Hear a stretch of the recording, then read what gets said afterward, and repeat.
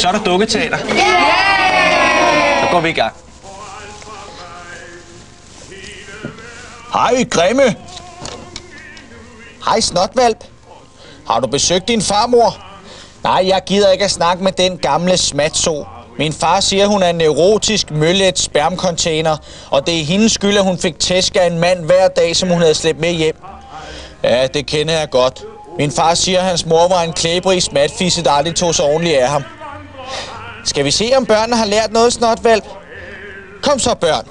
Vi vil aldrig mere besøge vores bedsteforældre. Især ikke farmor. Kom så. Vi vil aldrig mere besøge vores bedsteforældre. Især ikke farmor. Jeg vil godt. Cecilies far er morsom, hva'?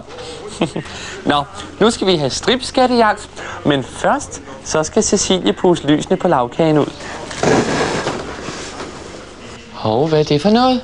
Der er jo 4 lys, der brænder endnu. Hvem af jer 4 drenge har været i seng med Cecilie? Jamen mor, det der med lys og kærester, det er ikke bare noget, man siger. Jamen, der er jo en grund til, at man siger det, Cecilie. Ja, under krigen, der vil man kalde din slags for Tove Mas. Ja, så synes jeg, vi skal lege SPK, eller vis de andre din numse. Og vi leger lige indtil vi har fundet ud af, hvad for nogle af drengene, der har prøvet at lave et barn på lille Cecilie. Ja, så kan du godt smutte ovenpå, Cecilie. Mormors ble skifter jo ikke sig selv, vel? Ja, så står der en lille opvaskeventer.